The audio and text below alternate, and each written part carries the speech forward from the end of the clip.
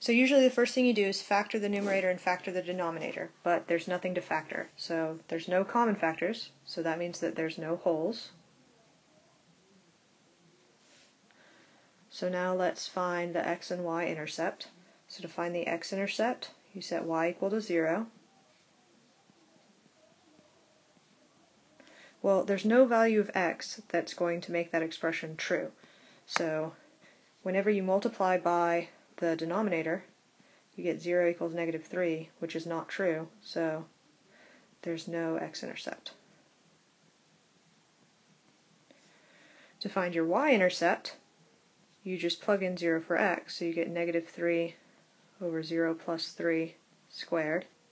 So that's negative 3 over 9, or negative 1/3.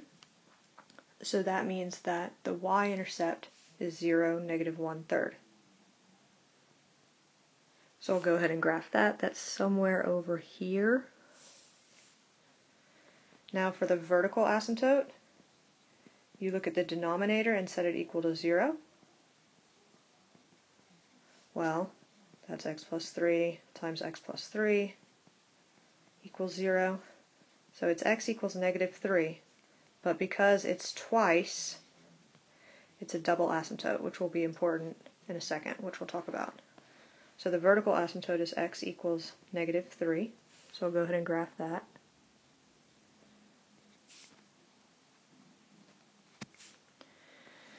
Now for the horizontal asymptote, you look at the degree on top and the degree on bottom. Well, there's no x on top, so degree on top is 0. Degree on bottom is 2. Big on bottom, the horizontal asymptote is y equals 0.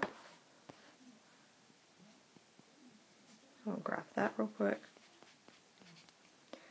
Now you want to check if it crosses the horizontal asymptote. You do that by setting the value of the horizontal asymptote equal to y and solving for x. But since it's 0, we just did that whenever we solve for the x-intercept. So we know that it doesn't ever cross the x-axis. It does not ever cross this horizontal asymptote.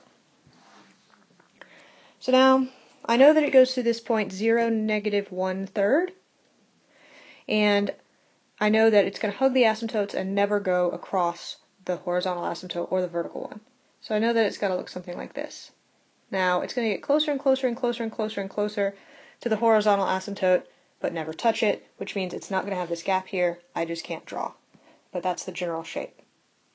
Now, because the vertical asymptote was a double asymptote, that means that if you look at the vertical asymptote, so far we have the graph on the right. On the right of the asymptote, it's going down. When you have a double asymptote, it means that it's going the same direction on either side. So on the right it's going down, that means on the left it also has to be going down. So it's going to hug the asymptotes, so the general shape is going to be something like that. So the domain, the only thing x cannot equal is negative 3. So the domain is everything that's less than negative 3 and everything that's bigger than negative 3. And that's it.